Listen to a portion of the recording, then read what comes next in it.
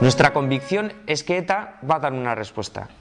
Si en otras ocasiones ha ignorado los llamamientos de la sociedad vasca, no creemos que ahora pueda hacer lo mismo, porque han sido las propias bases de Ezker Abertzalea quienes han pedido una respuesta constructiva a la declaración de Bruselas. Nuestra esperanza es que este alto el fuego sea una realidad y que a la vuelta del verano todos nuestros esfuerzos tengan que centrarse en convencer al Gobierno de que tiene que dar una respuesta debida al alto el fuego. Afrontar este reto será la señal más clara de que las condiciones para una solución se van asentando. En este sentido, consideramos acertadas las reflexiones de Jesús Eguiguren. El Gobierno debe ayudar incentivando la nueva estrategia de Ezker Abertzalea.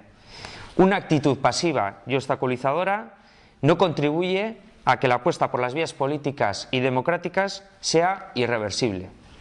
Por ello, queremos animar al Gobierno a que contribuya a este momento de oportunidades. No le estamos pidiendo que abra negociaciones con ETA sobre cuestiones políticas. De hecho, Lokarri también está en contra de este tipo de negociación por convencimiento democrático. Las decisiones sobre el futuro de la sociedad vasca solo le corresponden a los partidos políticos y al conjunto de la ciudadanía. En cambio, el Gobierno sí que puede ayudar liberando a los líderes de Ezker Abertzalea que se encuentran en prisión, poniendo fin a situaciones injustas como la dispersión de presos y legalizando a Ezker Abertzalea.